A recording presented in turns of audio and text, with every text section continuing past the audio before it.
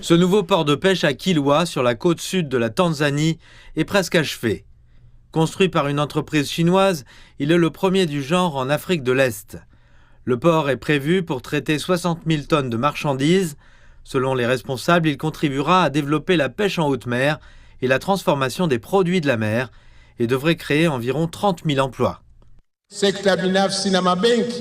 Le secteur privé, en partenariat avec les banques, devrait explorer les moyens de mobiliser des capitaux pour développer des navires de pêche en haute mer appartenant à la Tanzanie. Cela permettrait au pays de tirer pleinement parti de ses ressources océaniques. Plus au nord, un autre grand projet réalisé avec l'aide de la Chine est désormais opérationnel.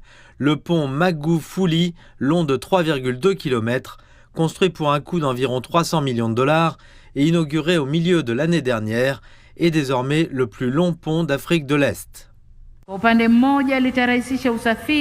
L'un des principaux avantages de ce pont est qu'il simplifiera le transport des intrants et des produits agricoles, facilitant ainsi l'accès au marché.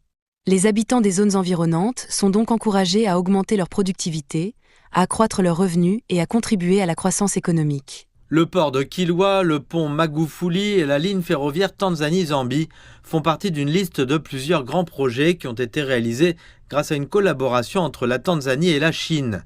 Les responsables tanzaniens affirment que ces investissements favorisent le commerce, améliorent les liaisons entre les régions et soutiennent la croissance en Afrique orientale et australe. La Tanzanie et la Chine entretiennent des liens étroits depuis plus de 60 ans. Leurs relations se sont renforcées lorsque la Tanzanie a rejoint l'initiative chinoise La Ceinture et la Route, qui vise à améliorer les connexions mondiales. Au cours des 9 dernières années, la Chine est devenue le premier partenaire commercial de la Tanzanie, avec des échanges commerciaux atteignant 8,8 milliards de dollars l'année dernière. Même si le chemin de fer Tanzanie-Zambie-Tazara, vieux de plusieurs décennies, revêt une importance historique et symbolise la coopération sino-africaine. Sa capacité à transporter des marchandises a diminué ces dernières années en raison de la vétusté des infrastructures. Pour remédier à cette situation, la Chine, la Tanzanie et la Zambie ont récemment signé un accord d'1,4 milliard de dollars pour reconstruire et moderniser le chemin de fer.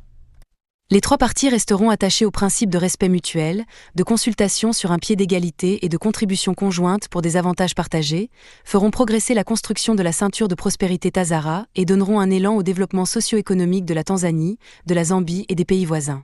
Selon les experts, pour tirer le meilleur parti de l'initiative La Ceinture et la Route, la Tanzanie doit se concentrer davantage sur l'amélioration de la gouvernance et de la transparence.